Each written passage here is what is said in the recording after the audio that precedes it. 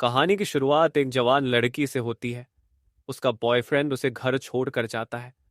जब वह घर में जाती है तो वह अपने चेहरे को धोने के लिए वॉशरूम में जाती है। तभी उसे अपनी माँ के कमरे से अजीब आवाजें सुनाई देती है। जब वह अंदर जाती है तो उसे देखकर उसके पैरों तले जमीन खिसक जाती है। उसकी माँ बिस्तर पर दो टुकड़ों में पड़ी होती है।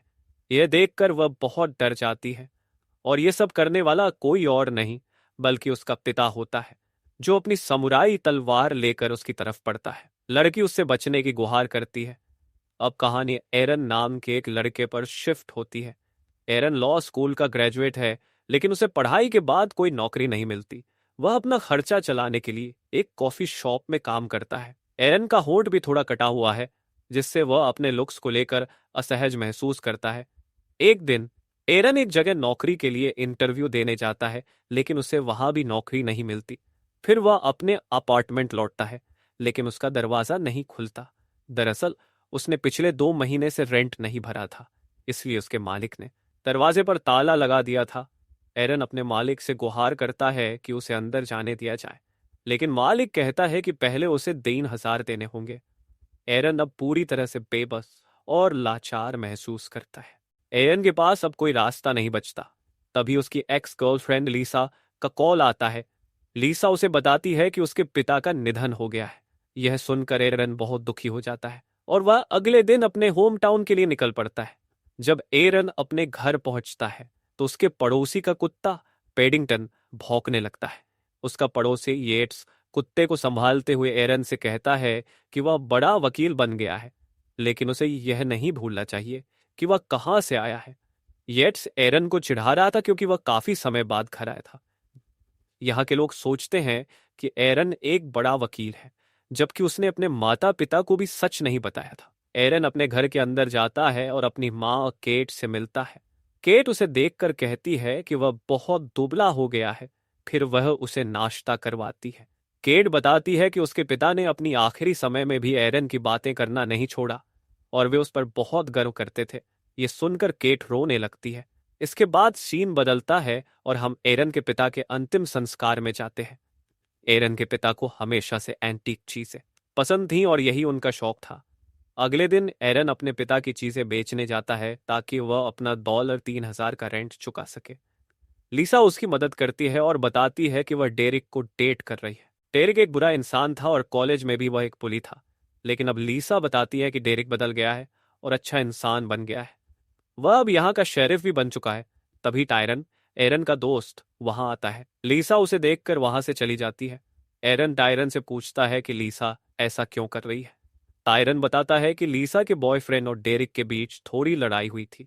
इस बीच एरन की माँ केट वहां आ जाती है और बाहर सामान देखकर एरन से पूछती है। एरन कहता है कि वो सामान बेच रहा है ताकि केट की मदद हो सके, लेकिन केट अपने बेटे पर नाराज होती है।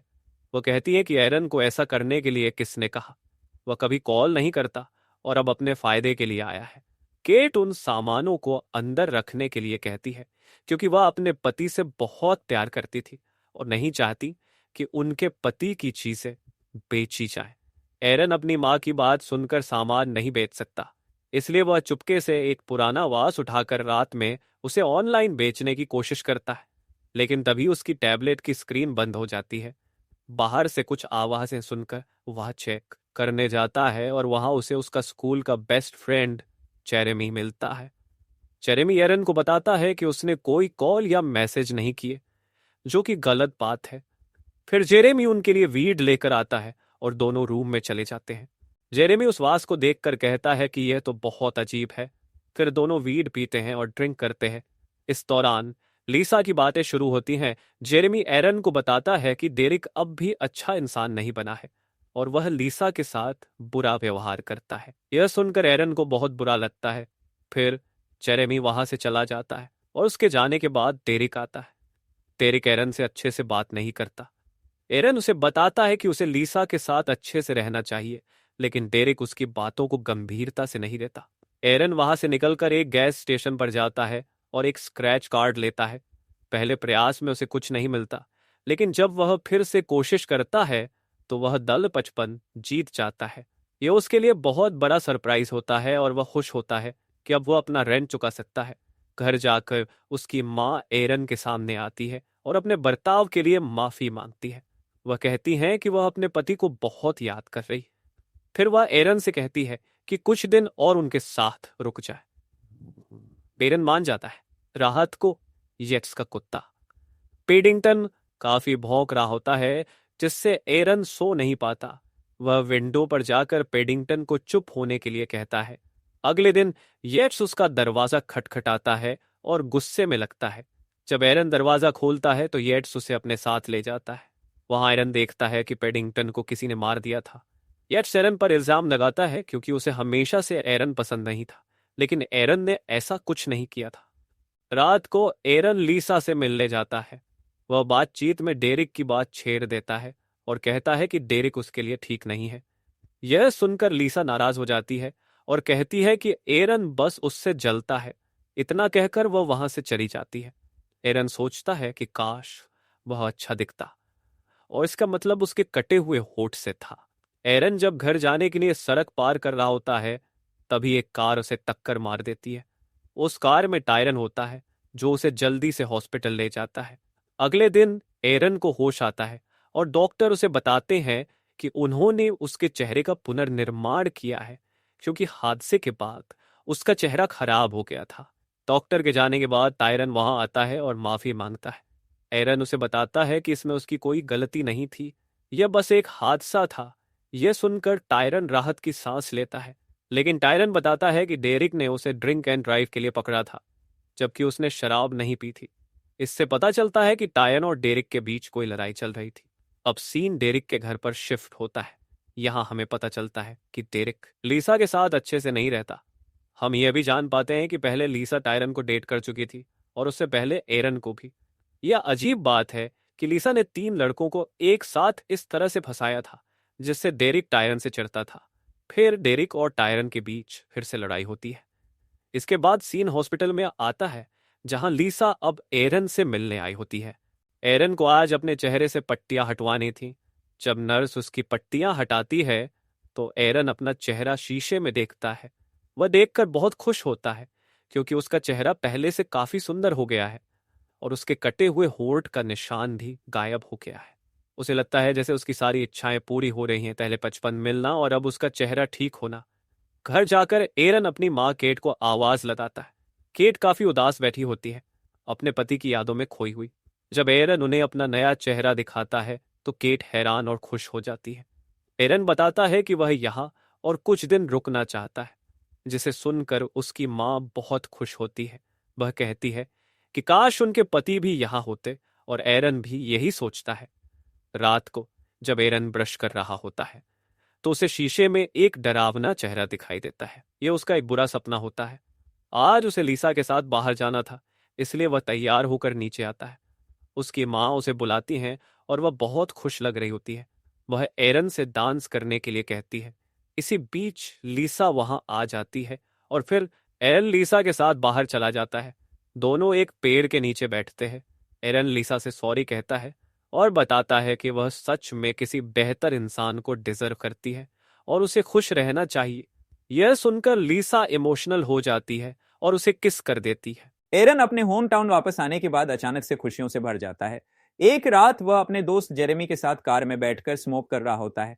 तभी उसे शेड में कुछ अजीब दिखाई देता है। जब वह शेड के अंदर जाता है तो देखता है कि उसकी माँ अपने पति के साथ डांस कर रही हैं, लेकिन उसके पिता एक ज़ॉम्बी की तरह दिख रहे हैं। ये देखकर एरन डर जाता है और जेरेमी को बताने की कोशिश करता है, लेकिन जेरेमी वहां नहीं होता। एरन फिर से शेड में देखता है और उसकी माँ उसे बताती हैं कि उसके पिता लौट आए हैं। एरन कहता है कि वो उसके पिता नहीं हैं, बल्कि कोई दानव है।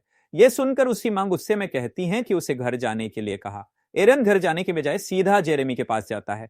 वह जेरेमी के घर का दरवाजा खटखटाता है, लेकिन दरवाजा जेरेमी की माँ खोलती हैं। वह एरन को देखकर चौंक जाती हैं, क्योंकि वह कई सालों बाद वहां आया है। जब एरन जेरेमी के बारे में पूछता है तो उसकी माँ एक चौंकाने वाली बात बताती है। जेरेमी 1 साल पहले कार एक्सीडेंट में मर गया था। यह सुनकर एरन बहुत परेशान हो जाता है और कहता है कि थोड़ी देर पहले वो उसके साथ था। जेरेमी की माँ को लगता है कि एरन पागल हो गया है, इसलिए वो दरवाजा बंद कर देती है। अब एरन ये जानने के लिए सीधे श्मशान जाता है कि क्या सच में जेरेमी मर गया था। जब एरन श्मशान पहुंचता है तो उसे जेरेमी की खुली हुई कब्र मिलती है। वह देखता है कि जेरेमी वहां बैठा हुआ है। एरन उससे पूछता है कि वह कौन है और जेरेमी बताता है कि वह उसका प्यारा दोस्त है, लेकिन एरन कहता है कि वह उसका दोस्त नहीं हो सकता। अचानक जेरेमी गायब हो जाता है और यह सब बहुत अजीब और डरावना लगता है। डर के मारे एरन लीसा के पास जाता है और उसे सब कुछ बताता है। उसे लगता है कि यह सब उस पुरानी वास की वजह से हो रहा है, क्योंकि उसकी सारी इच्छाएं पूरी हो रही हैं। लीसा उससे उस वास को दिखाने के लिए कहती है। एरन उसे उस वास का फोटो दिखाता है और इसे देखने के बाद लीसा उसे कॉलिन नाम के एक आदमी के पास ले जाती है। कॉलिन एक एंटीक चीजों का डीलर होता है और एरन के पिता को अच्छे से जानता था। एरन और लीसा कॉलिन से उस वास के बारे में पूछते हैं। कॉलिन बताता है कि एरन के पिता ने यह वास तब खरीदा था जब वह बीमार थे। यह भी हो सकता है कि उनकी बीमारी का कारण यही वास हो। कॉलिन बताता है कि यह वास एक एस्टेट सेल से खरीदी गई थी और इसे बेचने वाले का नाम एंड्रू विलियम्स था। एंड्रू वही व्यक्ति था जिसने अपनी पत्नी को 2 टुकड़ों में काट दिया था। कॉलिन आगे बताता है कि विलियम्स को यह वास इराक में खोजा गया था। प्राचीन लोग इसे अपने रिचुअल में इस्तेमाल करते थे। इसे एक डिपक बॉक्स माना जा सकता है जिसमें दानवों को बंद किया जाता था। इस्लाम में इन्हें जेंस कहा जाता है और बाइबल में इन्हें अनक्लीन अनहोली स्पिरिट्स यानी दानव कहा गया है। यह चीज शापित होती है और कोई भी इसे छूता नहीं है। जब विलियम ने उस वास को छुआ तो वह पागल हो गया। इसके बाद उसने अपनी पत्नी का खून कर दिया और यही वह सीन था जो फिल्म की शुरुआत में दिखाया गया था। उसने अपनी जीभ भी अपने हाथों से काट ली थी। उस दिन विलियम की बेटी लेनेट बच गई थी। कॉलिन उन्हें लेनेट का पता भी देता है क्योंकि वह उस समय बहुत छोटी थी। अब सीन बदलता है और रात में तेज तूफान आ रहा होता है। एरन बाहर आता है और येट्स उसे आवाज देकर पूछता है कि क्या सब ठीक है। अचानक तूफान के कारण येट्स जमीन पर गिर जाता है और एक टहनी उसके ऊपर गिर जाती है जिससे उसकी वहीं मौत हो जाती है। इससे पता चलता है कि एरन का घर अब शापित हो चुका है। अगले दिन एरन और लीसा लेनेट से मिलने जाते हैं। वे उसे उस वास के बारे में बताते हैं। लेनेट उन्हें सब कुछ बताती है और अब यहाँ पर मूवी का असली रहस्य खुलता है। वो बताती है कि उस वास में एक जिन है जो सारी इच्छाएं पूरी करता है, लेकिन ये कोई आम जिन नहीं है, ये बहुत खतरनाक है। लेनेट बताती है कि उसके पिता अपनी माँ से बहुत प्यार करते थे, लेकिन उसकी माँ हमेशा काम करती रहती थी। इसलिए उसके पिता ने एक इच्छा मांगी कि उसकी पत्नी का क्लोन बन जाए ताकि एक काम कर सके और दूसरी उसके साथ समय बिता सके।